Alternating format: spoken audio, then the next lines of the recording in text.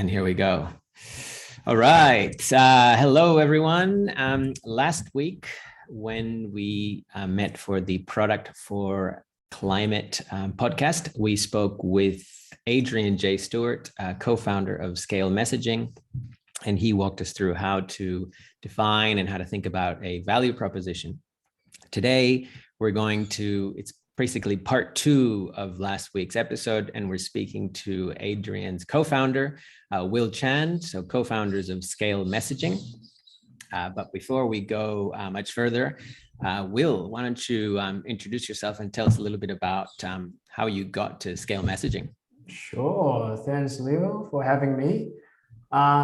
So just a little background. I started off as a web designer way back. So I was just doing all this designing website, trying to make it look really fancy. Then one day, I suddenly discovered something called copywriting. And then that changed my whole life because I was telling a client, well, let me just tweak some wordings on your website and see how we go. Tweak that. And then the sales just went up. He literally just called me and said, hey, what did you do to our website? We're getting a lot more phone calls. So like, wait, hold on. This is something here, right? No one really talks about the wordings on the website or the messages on the website. Everyone at that time, probably just me, but everyone was just talking about, I have this nice mobile friendly, responsive web design, right? And then you come up with all this placeholder and just, find someone to put something in there. I don't care what it is, just put something in there. So that was the beginning of how kind of stumble upon like messaging.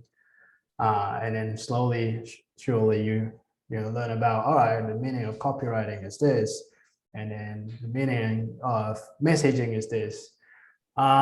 So that's how I started transitioning from web design to messaging. The penny just dropped one day that playing around with the words, not just the design, was probably a good thing.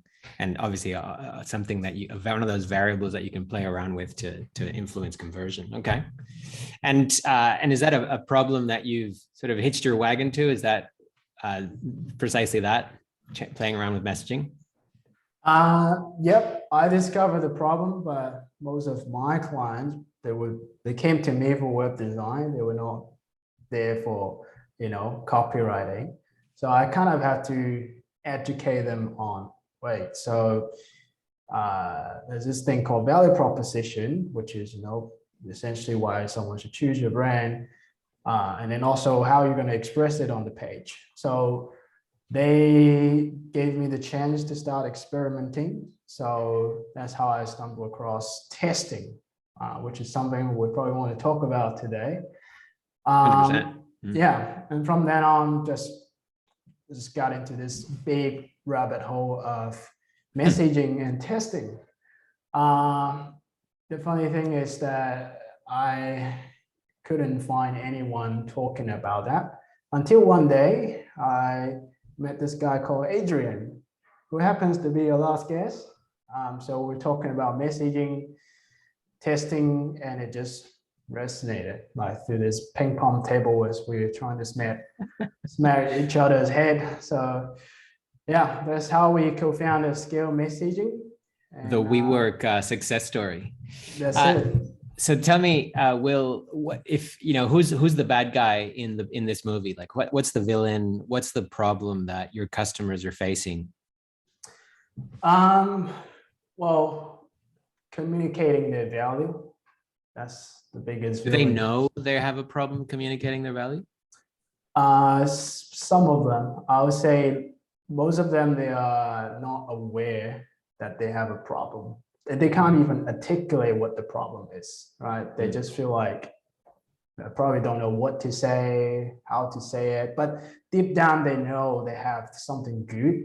They know they come up with a really nice product or a good offer, but how do I say it? How do I communicate? How do I put that on a web page?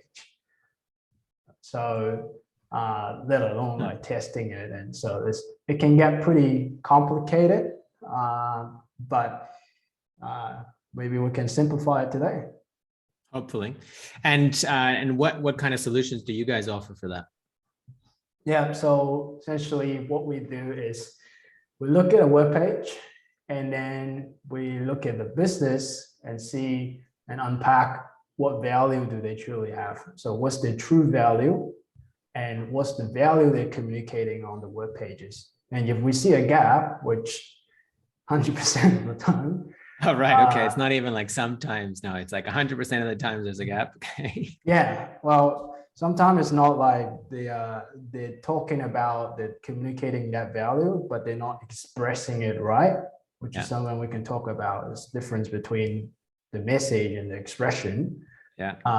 But yeah, if we see a gap there between true value and the perceived value, that's when we start doing all this work and come up with a messaging mock-up to test, to compare this new version that we believe is better expressing the value versus the original version of what they have, and run an A/B test to see which one converts better, because no one knows until the market tells us. Thank you. Now that's an issue that I've encountered as well with the work that I've been doing with some clients is people sometimes seem to be too close to the detail to even take that proverbial step back and really be able to see that value or take the time to articulate that value. So they're very much caught up in features, very much caught up in talking about themselves and not perhaps talking about what their customers want to hear. Yep, you guys... for sure. Yeah, most people think of value as something of what the brand offers or what we offer. But value is not one way. It has to be perceived to call it value. If your customers don't think it is valuable, it doesn't matter if you think it's valuable. So yeah, and that's a huge mistake a lot of people make. So if someone has, perhaps they're not aware of the problem, but they've stumbled upon scale messaging, you've sort of seen that gap between what they have and how they're conveying their products and services.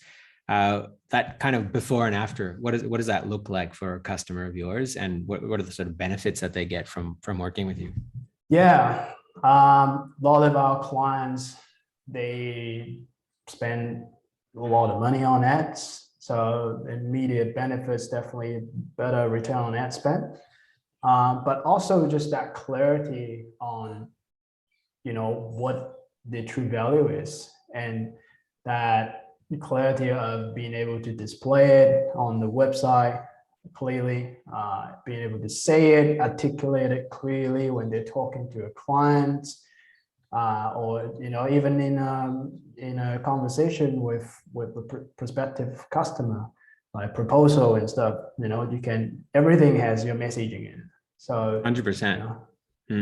The amount of pitches I've heard where 2 minutes into the pitch, you're still kind of scratching your head going like, what the hell do they actually offer? So yeah, I hear you. I totally 100% hear you. Okay, cool. So look, that's a bit of the backstory.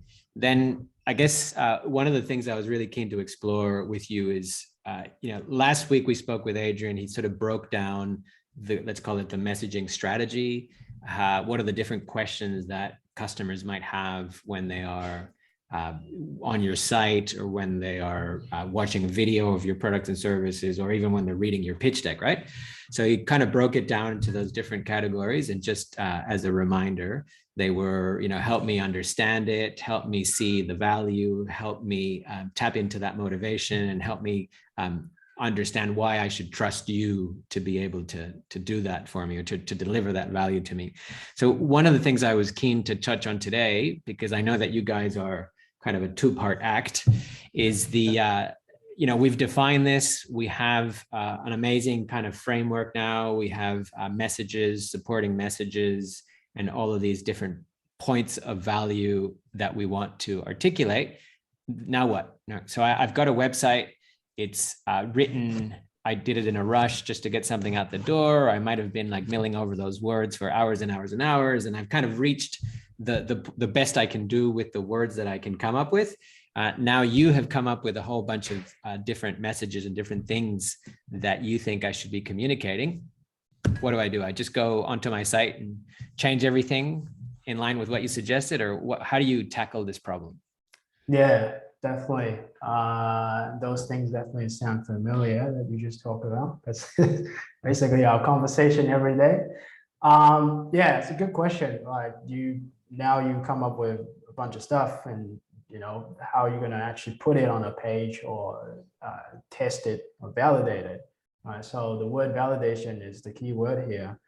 But when it comes to validation, there are two parts, especially on a web page. You have your message, which is the core of your value proposition, and you have the expression, which is how you present it on your web page, or the sequence of it, when you're going to say what.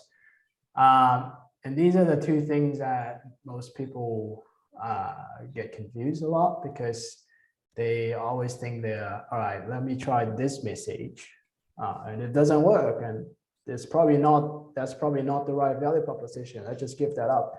Well, maybe you're just not expressing it in the right way, or you have a really good copywriter who can really articulate the message very well, but that's not really the value proposition that appeals to your market. So that's not an expression problem, it's a messaging problem. So the first step that we usually take is really prioritize and rank your value.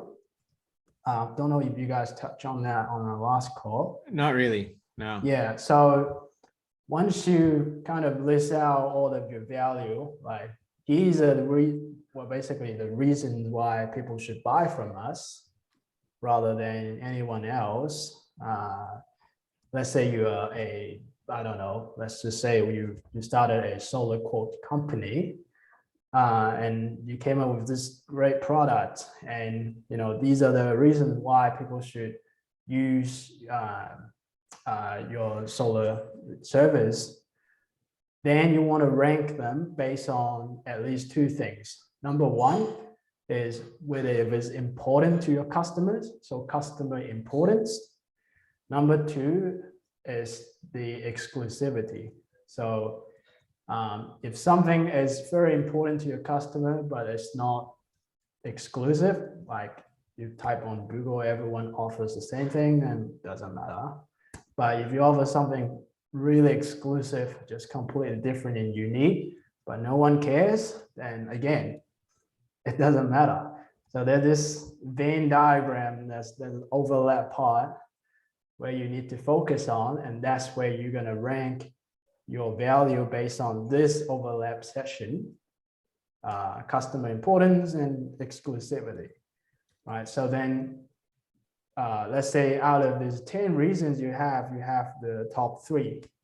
Then these top 3 reasons, you then want to say, all right, this is the message number 1, message number 2, message number 3, right? Then you might want to play around with the different expressions of that single message. So that's just the top line. Don't know if we're getting too deep in the rabbit hole. Yeah, no, this is good. I'm just frantically capturing notes here. So let's just backtrack for a second. So there's 2 parts to this. One is the message, and the second part is like the expression of the message, right? Yep. So Adrian walked us through a little bit last week of how to come up with that message in the first place. But then you're saying, okay, we've come up with a whole bunch of different key messages, supporting messages. Now we're going to prioritize them and rank them on value, right? And you're trying to find this overlap of what's important to your customer and where do you have some sort of unique point of difference, some sort of exclusivity, something that a claim that others can't make, basically, right? Yep. And so am I kind of going like scoring things, small, medium, large, 1 to 5? Is it some sort of subjective score, or how do I come up with this prioritization? Because I know one of the mistakes that that people make is that they score based on what they think and perhaps they don't really know what the customer actually values, or what they think is valuable might not be what the customer thinks is valuable, right? So how does someone go about prioritizing these things? That's a really valid point. Like, you know, this, if you just rank it by yourself, can be pretty biased. So it would be best if you have an actual prospective customer doing this ranking for you or with you. Otherwise, you want to at least get, you know, 3 other people probably on your team to do this exercise together and get an average score. But in terms of ranking, what we're really trying to do here is to quantify the quality. Basically, rather than saying we have the best or this value is really good, we give a number, we quantify it. And that way we can start doing some measurements and start give you an example. Sometimes someone would tell us, wow, this is absolutely the reason why people buy from our business, you know, because I've been in business for so long. That's definitely our value proposition. But after we do this exercise, and we realize, well, this is something everyone offers. It's not that unique, right? So the number just, you know, is right in front of you. And that's an exercise kind of, it requires a lot of honesty. We can't really, you know, we gotta make sure that we're not trying to rank something that, you know, it's not really that valuable. So that's why we have to get more people to do it. You know, ideally you get your customers to do it. Okay, and look, there's a whole bunch of, we won't digress too much, but there's a whole bunch of different ways that you should be seeking feedback from your customers to help you gain the insights that are going to allow you to rank these things, right?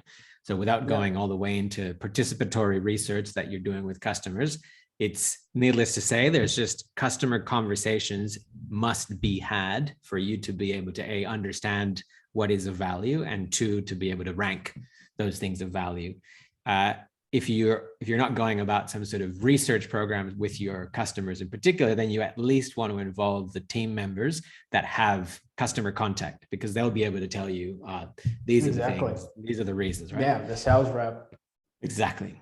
Okay, so we've identified the key messages. We have now identified that overlap of customer importance and exclusivity. We've ranked things based on customer value. Now what? Yep. Now is to pick your medium. So you can test it on a web page. You can test it on an ad. Typically, what I would suggest if you're starting out, run an ad, right? Because ad is like the first thing that is the first contact point with your market, and the amount of words you can put in there, yes, is unlimited. But let's say for instance, a Facebook ad, you can only put so many words in a title and the subtitle. So it kind of forces you to kind of squeeze out that core value proposition as best as possible. And that's a really good exercise because it kind of strip off all the nonsense in your value proposition statement. Now you just live with this short little punchy statement that you can put in there, give it your best, right? And yeah, and you can kind of choose who you're going to show your ads to. So from a testing perspective, value proposition testing perspective is effective. And then obviously the other option is to put a landing page and do a similar thing.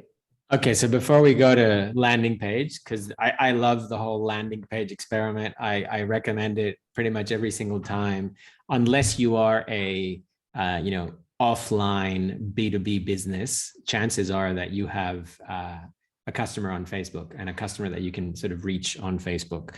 So help us understand a little bit how you guys go about coming up with this, because we touched on this last week where we said, hey, don't try and go for the marketing tagline first go, unpack it, think about the key messages, but then there's a point where you have to then start to get much narrower and much more specific when you're creating this ad. So one of the issues I've struggled with in the past is, well, when you try and condense it, how does it not get too generic? How does it not lose its sort of substance? So do you have any kind of tips around that? Like, you go really broad and you can say everything, and then you have to get really specific. And I think I've struggled with keeping it specific and not making it too generic when you try and narrow it down or make it shorter, I guess. Yeah, definitely. It's a skill set to have, yeah, just condensing the value proposition and all the things that you need to say. But I think before we can get into the copywriting of how to do it. But one thing I found very helpful is before you do this sort of online media testing, really talk to your customer first, right? Do some qualitative input, and you can say the same thing, like what you're going to test, message 1, message 2, message 3.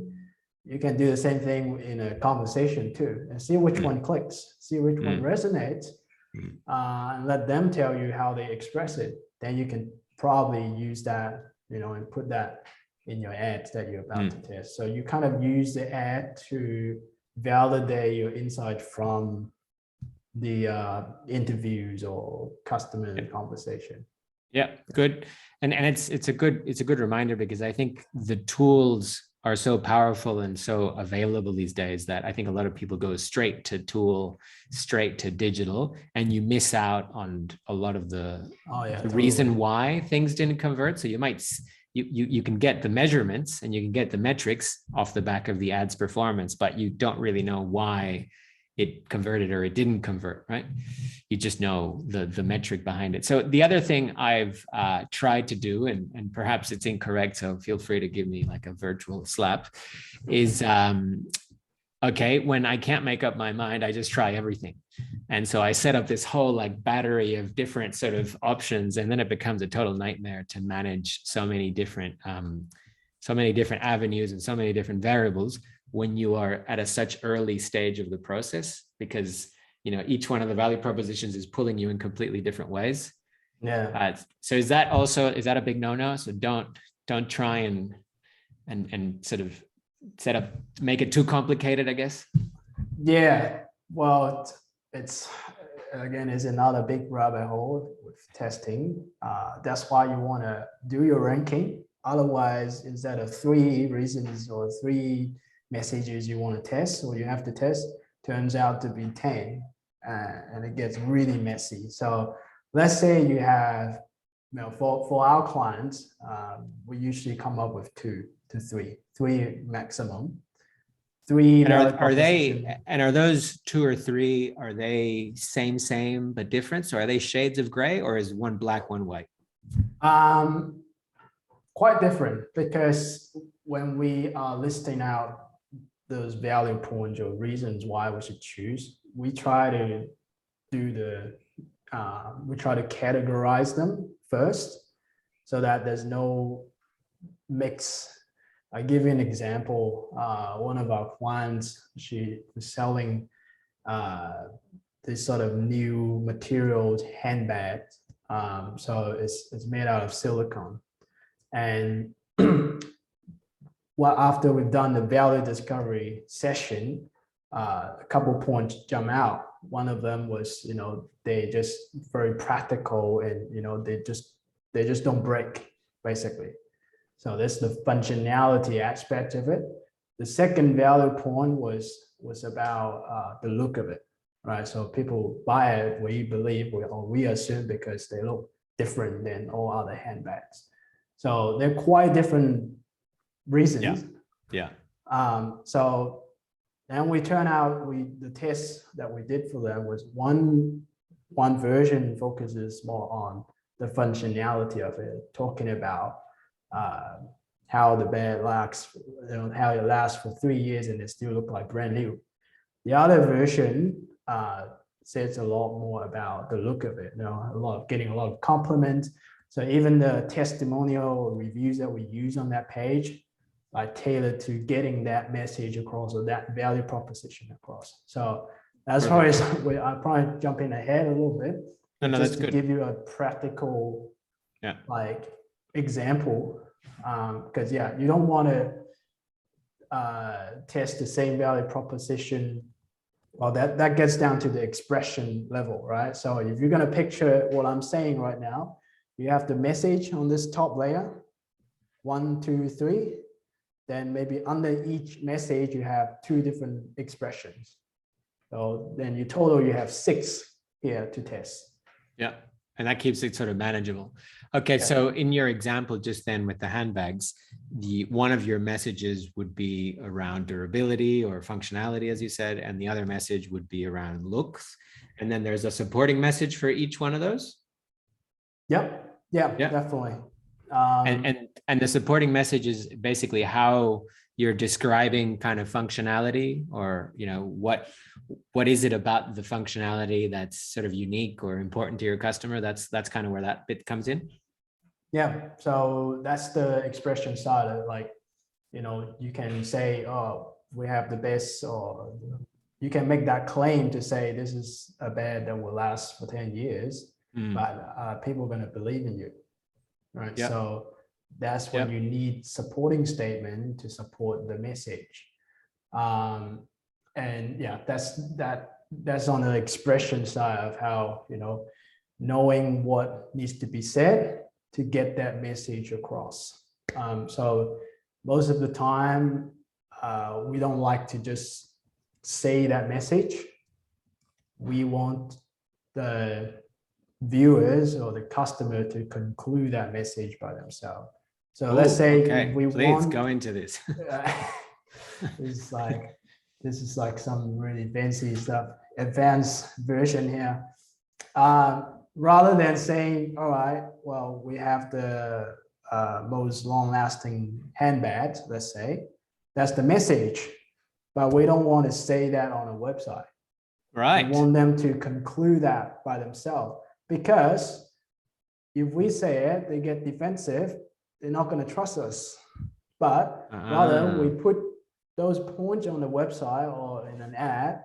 Let's just say, you know, these materials are used to build other very tough, military bulletproof vests. Yeah. Okay. I see you. This is like kind of conclude that.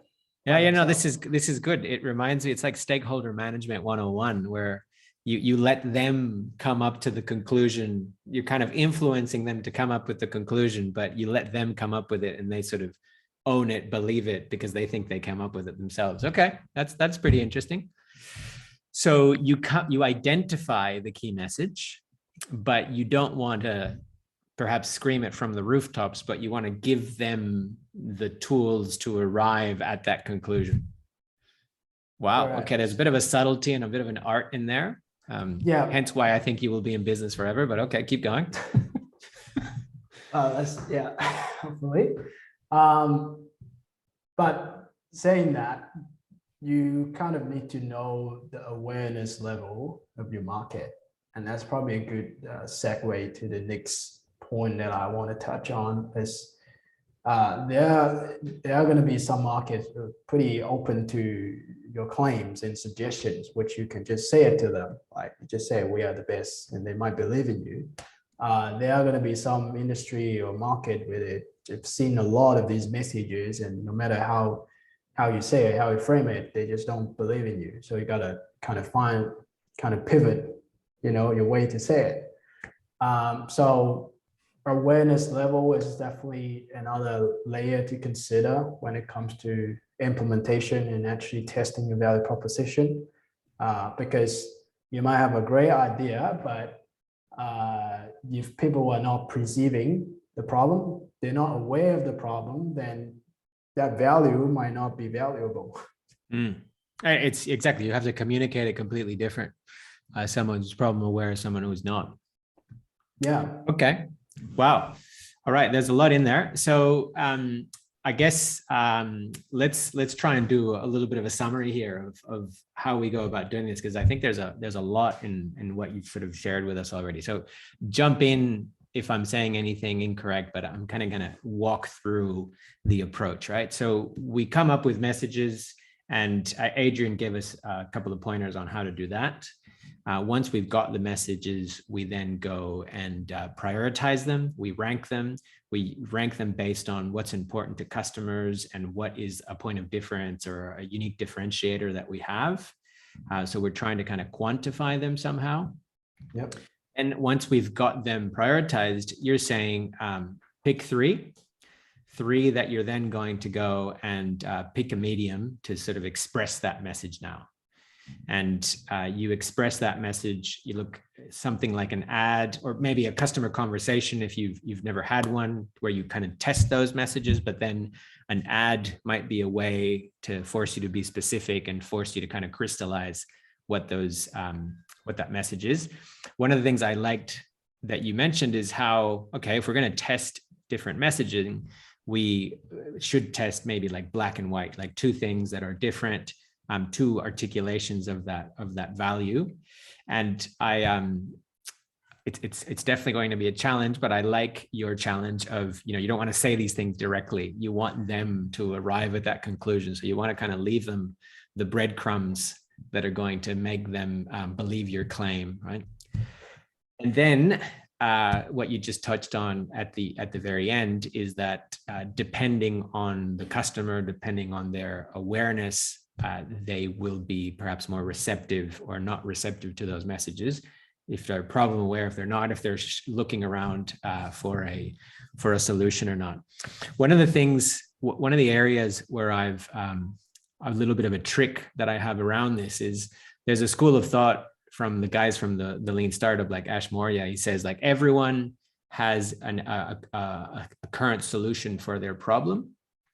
And one of the ways for you to find that point of difference and find that point of exclusivity is by identifying the problems with the solution that they currently have. So they don't even know that they have a problem.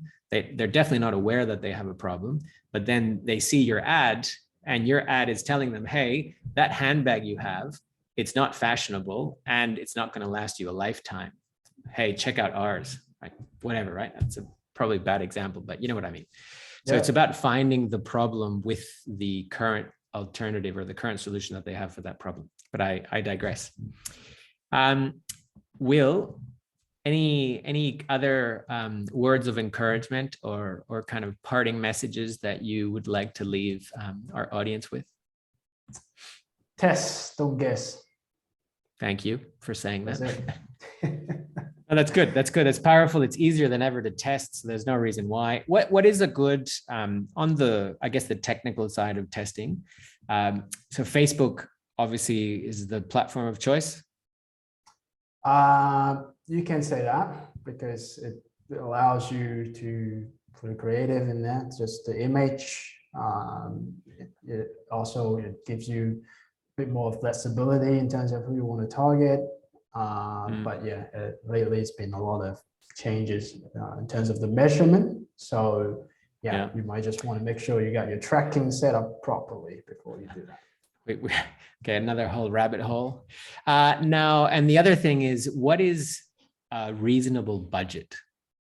And I know that how long is a piece of string type question, but is there like a don't bother with less than this, or don't expect fantastic results for less than that? Like, is there a rule of thumb around budget? Wow, it's hard to say, but I'll say if you're going to test something meaningful, expect to put at least $1,000, at least $1,000, because you're going to have a few things you want to test. And you probably want to run it for at least a week or two before you want to jump to a conclusion and say this doesn't work, because that happens a lot of times when we are testing web pages. We never run it just for a few days and say this one doesn't work. We have to make sure that something works consistently for us to say it works. So and this is an iterative approach. So we might go for a week and then we'll do another week and then we'll do another week, right? It's not like 1 week and our job's done, right? Yeah. You want validations many times. Yeah. You don't want just one testing campaign say, oh, this one is the winner, and then you put your whole business, change your whole business direction based on just one campaign. 1 week. 1 week of $200 budget. Yes. That's really good. That's really good, because I've seen people kind of give up or lose steam after a week, after spending like $150 on ads. They're like, this isn't working, I'm giving up. So, okay, last question is, so do you think it's reasonable for our listeners or whoever kind of embarks on this value proposition testing journey, do you think it's reasonable for them to expect to get successes from their first week of testing? Yeah, totally. Yeah, everything works the first time. Why not? Well, man, you gotta keep testing. Well, but if you have the right approach in terms of like coming up with value proposition, doing your lean canvas right, ranking it right, you save yourself a lot more campaigns. Yeah. If you do it right the first time, you save yourself a lot of testing budget. Yeah, to 100%. And that is so important for people to acknowledge they might not get success first pass, first week, but you at least know all the things that don't work and all of the money you shouldn't be pissing up the wall. Awesome. Will, always a pleasure chatting with you. Thank you so much for sharing those pearls of wisdom. And look, hopefully our listeners will be far more encouraged and confident to give this a go themselves. Will Chan, Scale Messaging, thank you so very much. Thanks, Leo.